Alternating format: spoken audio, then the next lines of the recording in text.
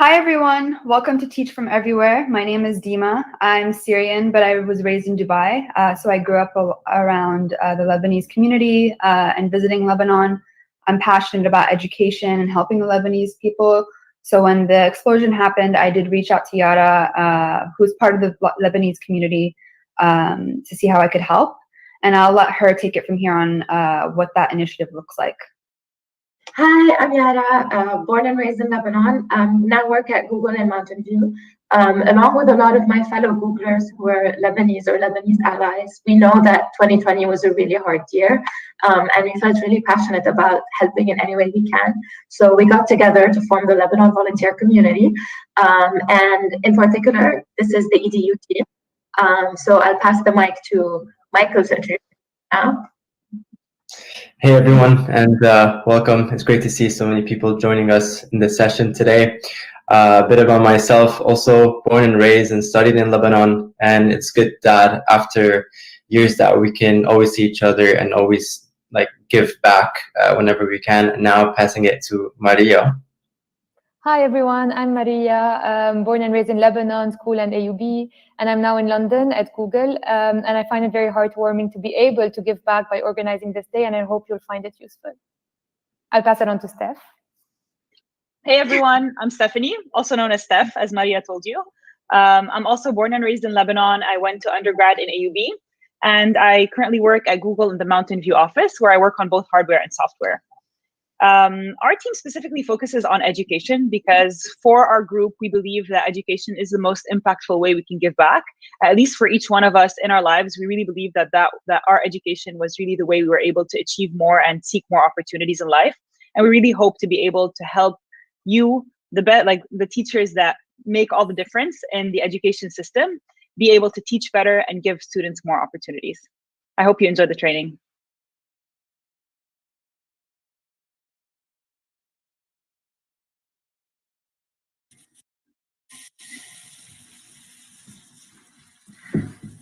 Hello and welcome. Thank you so much for having me today for this presentation I'm calling The Hybrid Teacher. My name is Emma Pass. If you are in the wonderful world of Edu Twitter, you can follow me at Emma B. Pass. It's a great place to share ideas and ask questions and to connect after the session. I am a Google certified educator and innovator. I am an EdTech consultant and currently a 7th and 8th grade English teacher at a hybrid school. My first teaching job, however, was in Clark County School District in Nevada, where I taught 6th grade English to class sizes of up to 40 or 50 students with incredibly different needs. It was at this school where I started to learn about the power of educational technology and how I could use it to differentiate for my students and to save me a lot of time. From there, I moved to London, England, where I started working with Canopy as an educational technology consultant, and I had the opportunity to travel all around the country and even internationally talking about using educational technology in the classroom. It wasn't long, however, that I realized I really missed being in the classroom. I love connecting with students and using the tools that I'm teaching about, which is where I found a job and where I find myself now at a school called PSD Global Academy. I am in Fort Collins, Colorado. And the unique thing about our school is that we are a public, meaning government funded, K through 12, ages 5 through 18, hybrid school. Because I'm an English teacher, I always like to start by pre-teaching some of these terms just to make sure we're all using the same common language and we're all on the same page. So when I say hybrid school and when I talk about hybrid learning, what I'm referring to is the place that learning is occurring. It's typically a hybridization of being in person in a school building and learning remotely online. Another term you might be hearing used a lot recently is blended learning. Blended learning really refers to the tools that you're using, a blend between our traditional learning tools like our books and whiteboards, paper and pencil, and our technology tools, the computers, educational programs, and online documents. One other reason why I like to pre-teach these key terms is to emphasize that while you might be in a hybrid model now due to COVID, all of the strategies and the techniques that we're talking about can be applied when you go back to a full-time classroom environment in a blended learning model. So the learning that we're doing because of the pandemic is really an investment in our blended learning strategies for the future. The other two key terms I like to mention are synchronous and asynchronous learning. These might be terms that you already are familiar with, but they're how we describe how the teaching and learning is occurring, especially when we're talking about hybrid or remote learning. So synchronous, think synchronized swimmers, is when teaching and learning is occurring together simultaneously. And that could be in person, or it could be over a video conferencing platform, just like we're learning now. Asynchronous learning, on the other hand, is usually pre-built or pre-recorded by the teacher, posted for students on a learning management system, and students are going to be working through that at different times and at different paces. Using our new key terms, my school, which I shortened to PGA, I teach at the middle school. We are a hybrid school that uses both synchronous and asynchronous learning models throughout the week. As you can see here on the screen, this is our schedule pre-COVID. So in a traditional world, our students were coming to the school building Tuesday, Thursday, engaging in synchronous learning in person. Monday, Wednesday, and Friday, they were typically remote, engaging in asynchronous work from home with the option to come to the school building on Wednesday for one-on-one support or intervention. After our school went 100% remote due to COVID, those Tuesday and Thursday synchronous days just switched to remote. So instead of meeting in person, we now meet over Google Meet. Our school started as an entirely online model, but evolved into the hybrid model that you now see due to input from parents and students saying that they like the flexibility of online learning, but they want a little bit more connection and community. It is with all this experience that I come to you today to share with you some of my top tips and advice for teaching either in a hybrid or a remote model based on my personal experience as a hybrid teacher. As I've been giving these presentations over the past few months, I've been collecting all of my knowledge, which eventually became a book that is currently available for free as one of your resources in this session today, or on my website, if you type the word bit.ly/hybrid teacher into your browser. So I'll be kind of going over my top tips and a broad overview of what you can explore in a lot more detail in this hybrid teacher survival guide. Let's dig in, starting with synchronous instruction. Synchronous instruction, again, is what we're doing live. And in this case, I want to give you tips for synchronous instruction if you're doing it over a video conferencing platform. Top tips are making sure your norms and expectations are established and clear. Make sure you're keeping students engaged throughout the entire lesson and that you're allowing students to maintain connections with each other regardless of where they're learning from. For norms and expectations, we start our year by having conversations about what works well in classrooms and what works well on video conferencing platforms for students to be able to contribute norms that they'd like to set for each other. And then on top of those, I also set these expectations for my students. They look like this, and I review them with my students before every single live synchronous class, so that they're fresh in their minds. And if they're choosing not to follow one of the expectations, it's done with intent because we've just reviewed and we've just agreed upon them again at the start of every single day. First and foremost, students need to be present and actively engaged in the lesson. They can't be sitting back, eating popcorn, watching their screens or on their phones or playing games or talking on the phone. They need to be showing up in front of their screens just like they would be showing up at school. And that includes how they show up in front of the camera as well. They need to be dressed appropriately. They need to eliminate distractions from that environment. Now, I don't require students turn their cameras on because the participation I get from my students is primarily either by voice, and I will call on those students to unmute their mic and talk so they know that when they're not called on, their microphones need to be muted. Or we do a lot of engagement through the chat box. So I'm seeing my students show up and participate based on how they're responding to the lesson rather than how they're showing up on screen. Again, that chat box is absolutely fundamental for my class. I try to get my students to contribute short, one-word or number-based answers all the time through class. So their hands are always on the keyboard and they're always engaging in what I'm saying. When they show up for this live class, they type here in the chat box. I ask them how they're doing today on a scale of 1 to 10. A one-word answer to a community or icebreaker question, like, what's your favorite animal? Or if you could have a superpower, what would it be? As the lesson goes on, sometimes I'll give multiple choice-based questions and they'll type a letter or a number into the chat box. I'll ask them, how are we doing? Stop, slow, go, and so on and so forth, just to make sure that I'm always seeing those responses. Not only do I see them, but I narrate them. So I'll say, I see Tori's response and Quinton's response and Rico's response, so that students know that they're seen, even if I'm not seeing them in person. They feel that accountability and they know that I'm watching them engage. How I monitor that chat box, however, is absolutely crucial to my online teaching method.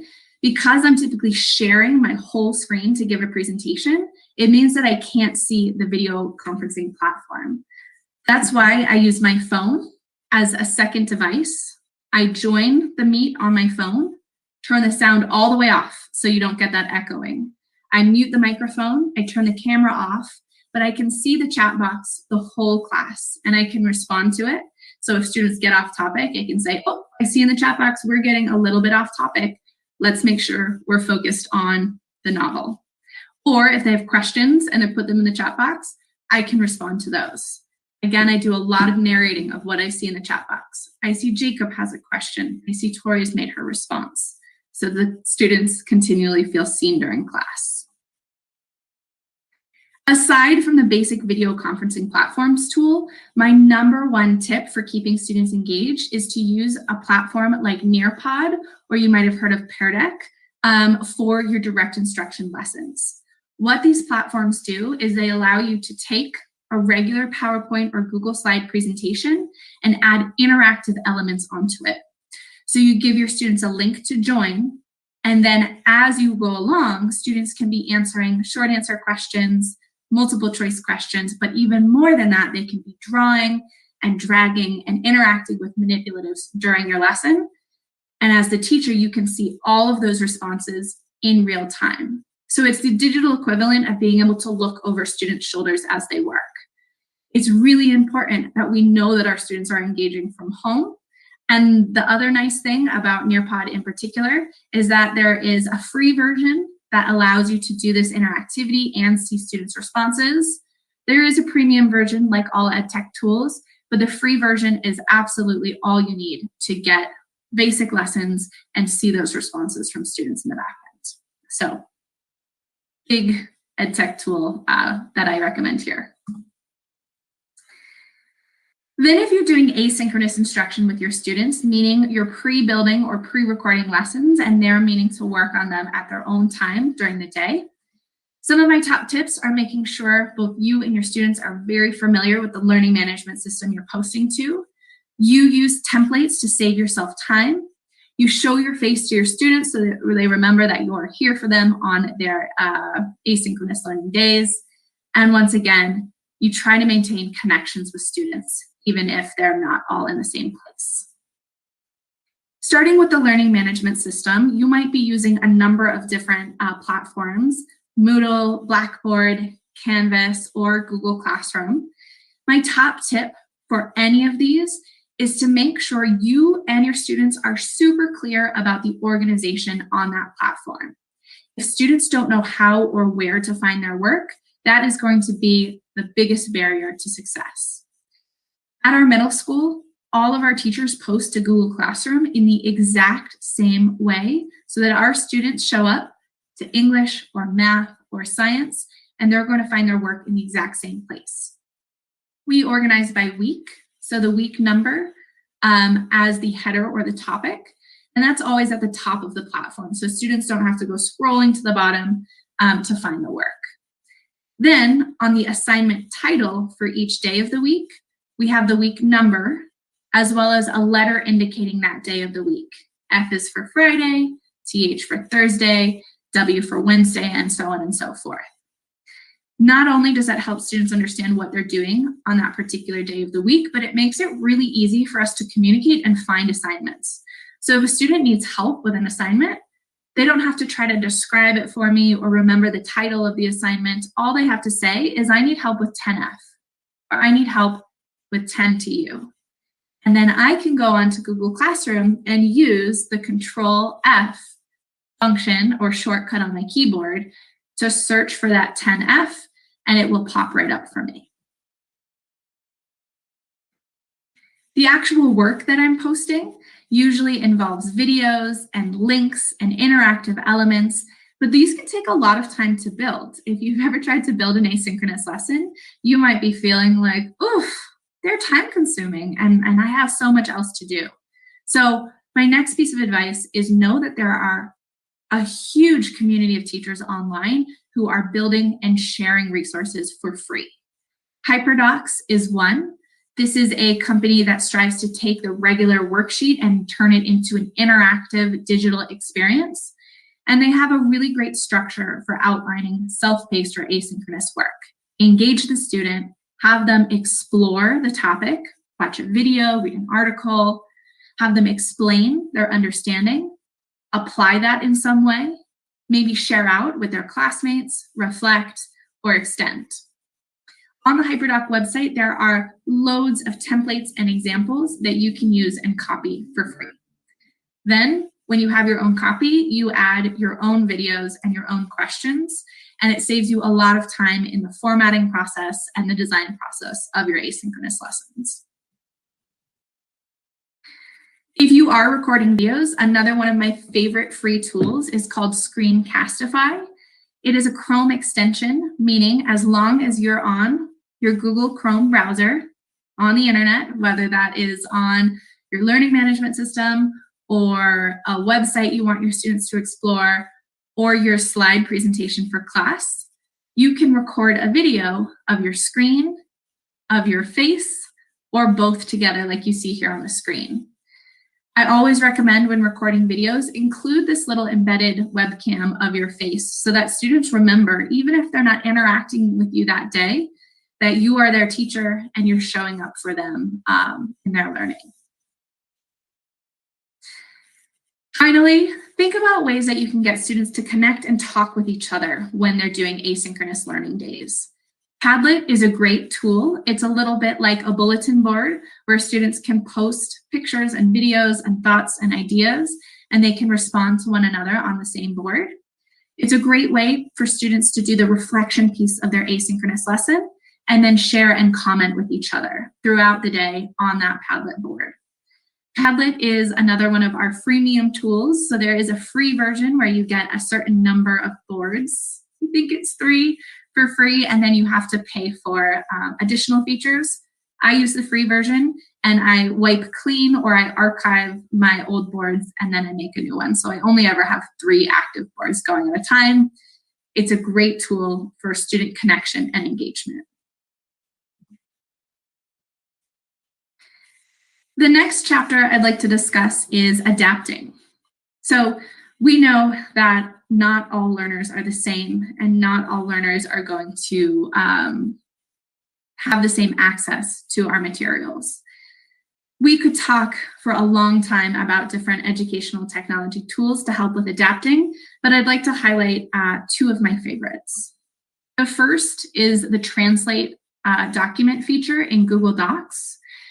If you have students who are coming to your classroom needing their native language available for the content piece of your work, creating a document or a Hyperdoc in a Google Doc, then using the tools and translate feature will allow you to automatically make a copy of that document from the original language into the additional or the native language so that your student can access that content. My other favorite accessibility feature is right here in Google Slides. If I wiggle my mouse around in this Google slide deck, you should see a toolbar appear here at the bottom, and I have the CC or closed captions feature. When I turn this on and allow my microphone, you can now see at the bottom of the screen that the program is captioning my words. I can move it to the top, and I can also change the size of the text so that if you have students who are deaf or hard of hearing, who are learning a second language, or who need those captions just to stay engaged, this is a really great option to use during your live teaching.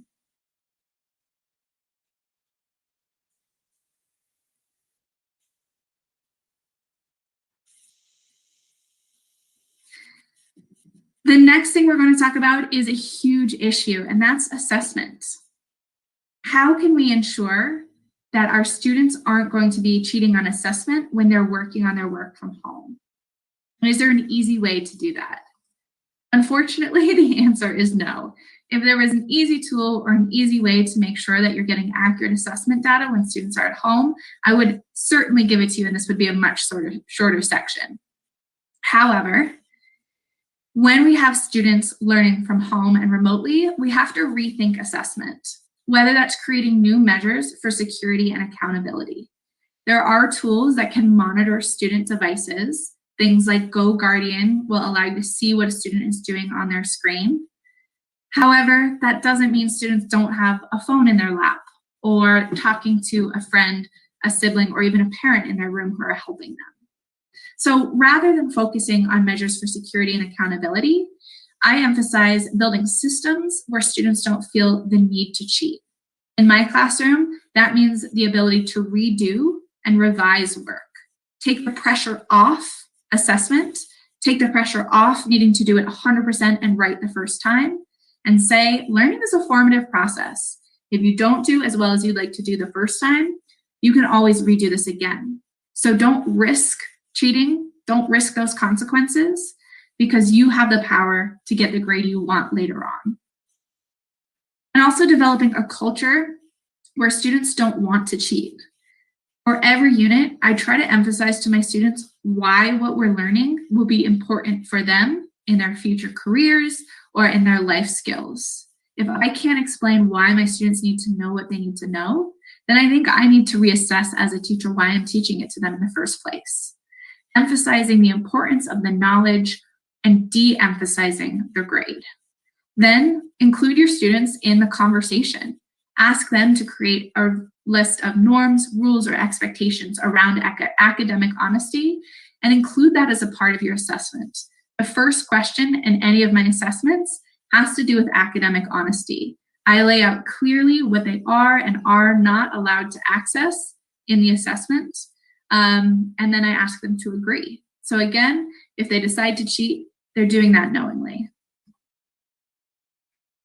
However, all of that said, you might still want to consider alternatives to assessment.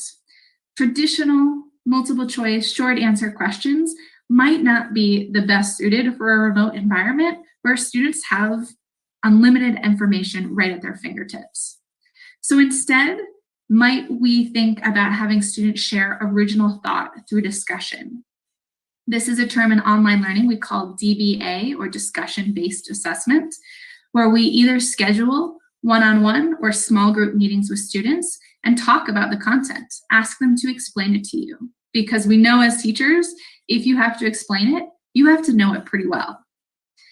Flipgrid is another free EdTech tool that you could consider using for discussion-based assessment, which allows students to record a short or longer video of themselves talking or explaining. You also might consider having students do project-based learning. When students have to create a project and you're assessing the project, that's going to be something that will be really hard to just find quickly online.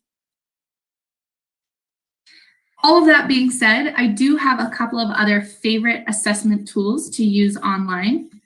The first is Google Forms.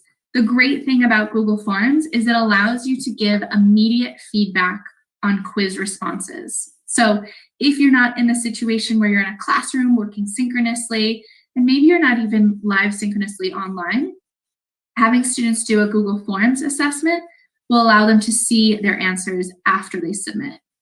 And you can also attach additional resources like videos and links to presentations to help them understand why they might have missed that question.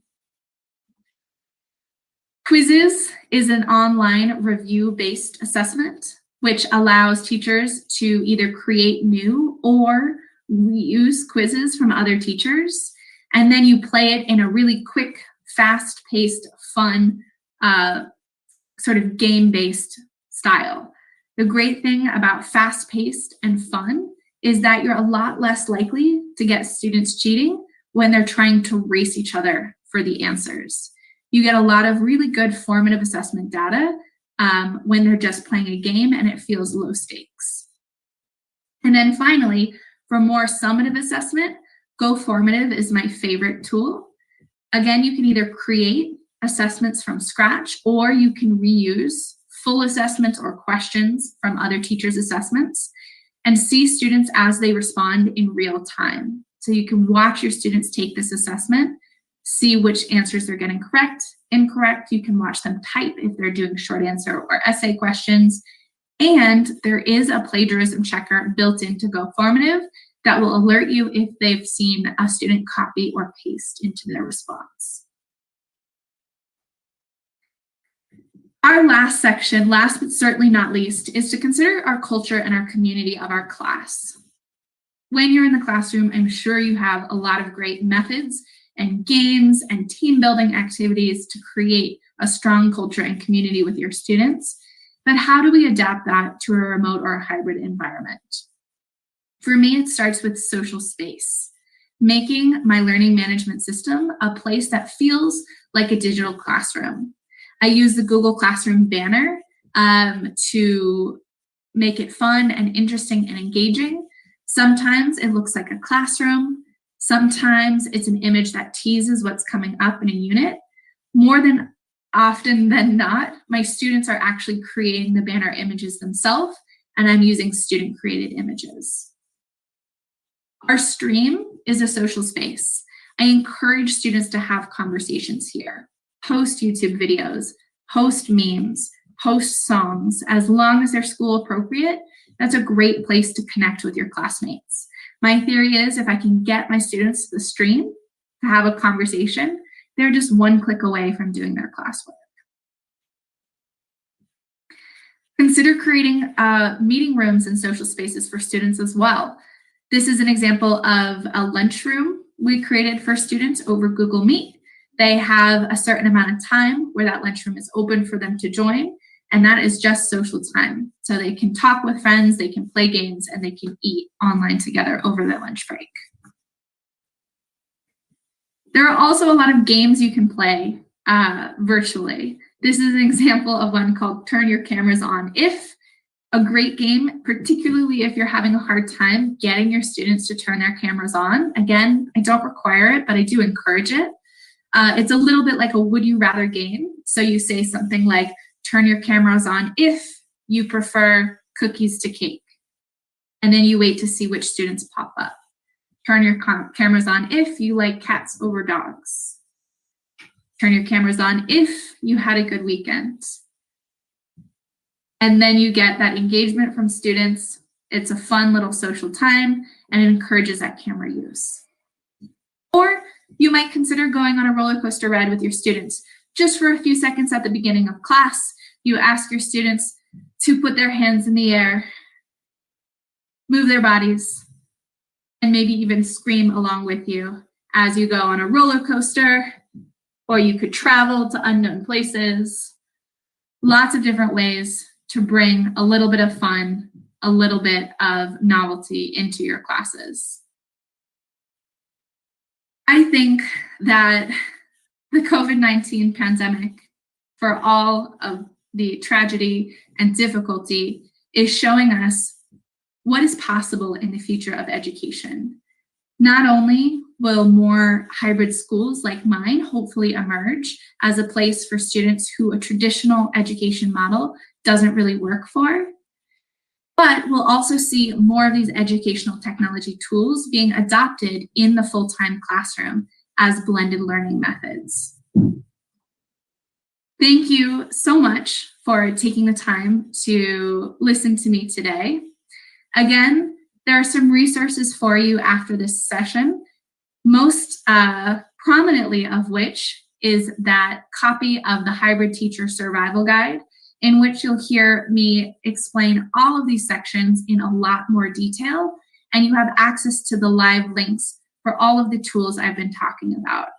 Nearpod, GoFormative, Google Forms, quizzes, and a whole lot more. There are also sections in there on communicating with parents, teaching technology skills, and how you might go further in your own personal and professional development. Wishing you all the best of luck in the year ahead, and have a wonderful rest of the session today. Bye.